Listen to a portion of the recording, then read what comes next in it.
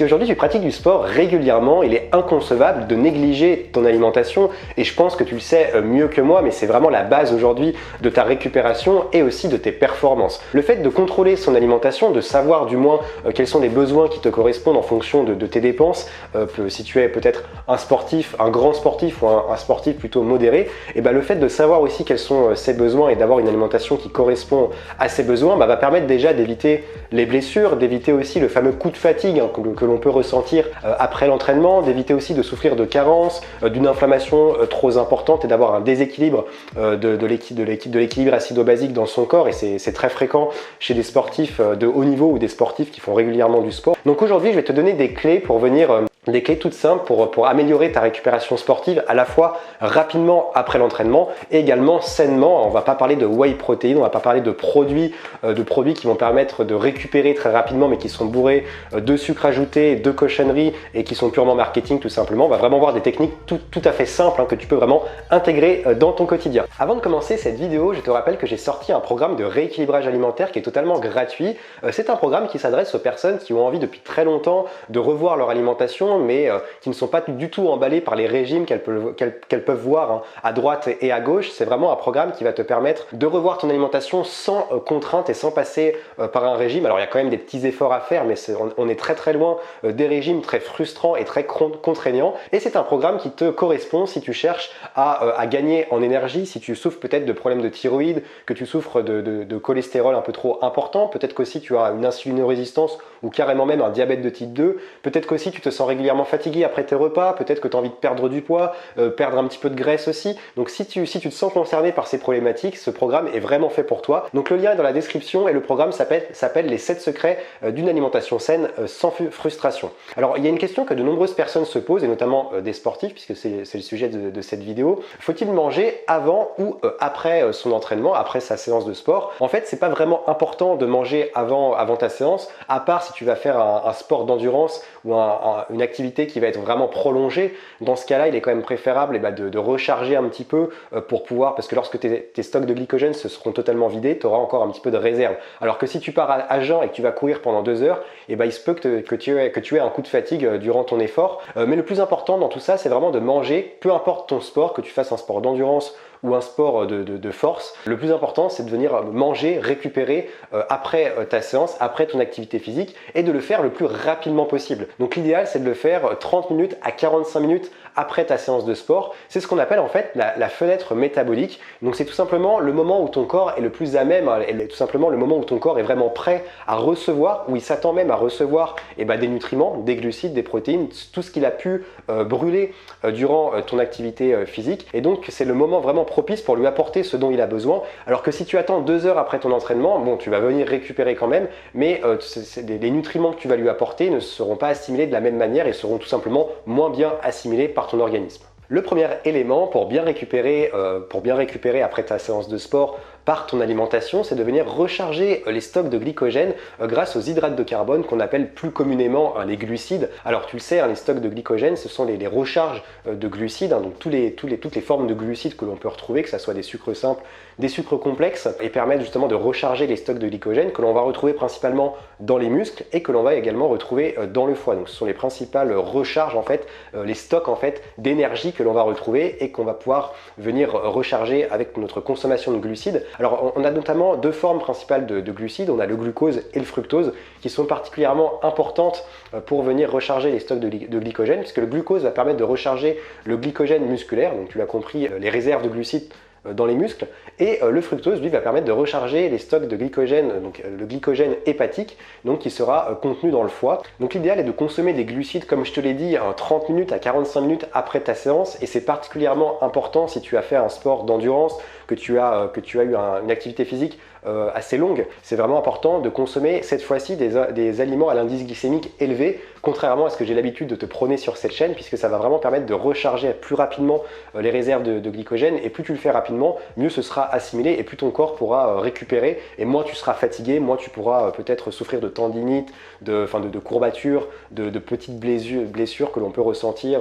Et l'idéal également, c'est de consommer une source de glucides avec une source de protéines pour avoir une meilleure assimilation des deux, puisqu'il a été prouvé de par des études que consommer des protéines en même temps que les glucides permettait tout tout simplement une meilleure synthèse protéique. Donc ça va permettre également aux protéines que tu vas ingérer en même temps que les glucides d'être mieux assimilées par ton corps, sachant que les protéines sont en général digérées assez lentement. Deuxième point important pour une bonne récupération musculaire, c'est de consommer une source protéique rapidement après l'effort. Alors l'idéal, c'est de consommer des protéines 30 minutes à 45 minutes après l'effort. Donc comme je te l'ai dit, les glucides vont permettre de recharger les stocks de glycogène, de te rapporter de l'énergie.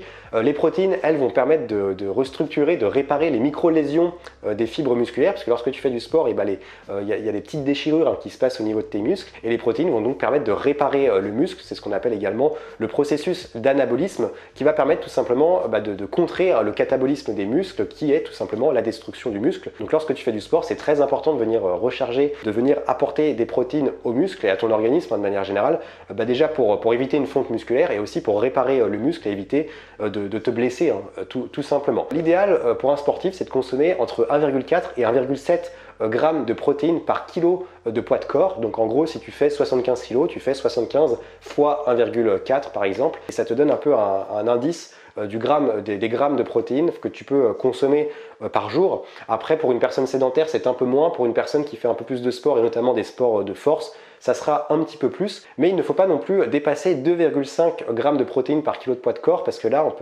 ça peut entraîner des complications pour l'organisme, parce que l'organisme aura du mal à évacuer ces protéines. Donc l'idéal, encore une fois, c'est de consommer des protéines avec une source de glucides, comme je te l'ai dit juste auparavant, et également avec une source de lipides, puisque ces deux macronutriments vont permettre aux protéines d'être mieux assimilées, et ça va permettre une meilleure restructuration musculaire, donc ça va te permettre tout simplement de récupérer encore une fois plus rapidement. Troisième point important pour une bonne récupération musculaire, et c'est ce qui parfois cause aussi une fatigue assez importante après les entraînements, qui peut d'ailleurs s'étendre, et après on peut souffrir également de fatigue chronique. Ça peut se passer si tu ne respectes pas ton taux de minéraux, si tu ne viens pas reminéraliser ton organisme après l'effort, parce que lorsque tu fais un effort physique, tu vas perdre énormément de minéraux, notamment du sodium par la transpiration, et du potassium, notamment par les urines. Donc c'est très important de venir recharger ton organisme en minéraux. Donc déjà tu peux le faire par l'eau, si tu viens boire régulièrement, par ton hydratation, si tu viens boire régulièrement de l'eau. Tu peux également miser sur les eaux gazeuses qui sont riches en bicarbonate et en sodium.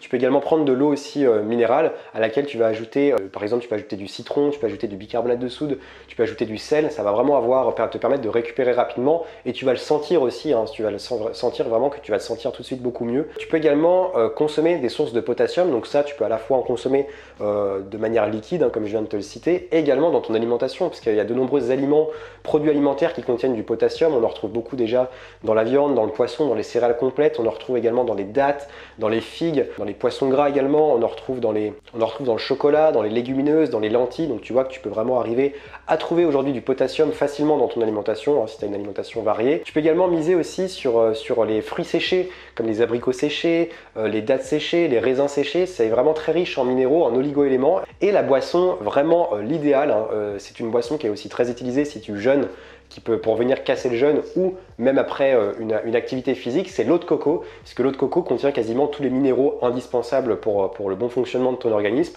Donc une petite gorgée d'eau de coco, ou voire plus, après ton entraînement, ça peut vraiment te permettre de récupérer. Un autre conseil également, c'est de ne pas négliger le gras après ton entraînement. C'est quelque chose qu'on entend régulièrement quand tu fais un entraînement et que tu vas manger peut-être avec des amis ou avec ton conjoint, ta conjointe. On te dit mais il faut surtout pas manger de gras, parce que je vais tout reprendre ce que j'ai perdu durant mon entraînement. C'est pas du tout comme ça qu'il faut penser, parce que le gras, si tu prends du bon gras, si tu consommes du bon gras, des graisses insaturées, ça va vraiment avoir déjà un impact, parce que ça va, tout comme les glucides, c'est une énorme réserve d'énergie si tu fais des sports d'endurance, puisque pour 1 gramme de lipides, on a 9 calories, ce qui est pas mal, et ça c'est un bon complément au stock de glycogène, aux réserves de glycogène. Le fait de consommer des lipides avec des protéines et des glucides, ce qui constitue un bon repas de récupération, ça va permettre de mieux synthétiser aussi les glucides et les protéines que tu vas consommer. Donc il faut vraiment faire une assiette qui soit assez complète pour vraiment, comme je te l'ai dit dans cette vidéo, vraiment avoir une synthèse de tous les nutriments qui est optimale et qui va te permettre de récupérer assez rapidement. Le fait de consommer des lipides, ça va permettre aussi de contrer une trop grosse acidification dans le corps, donc vraiment de venir équilibrer l'équilibre acido-basique.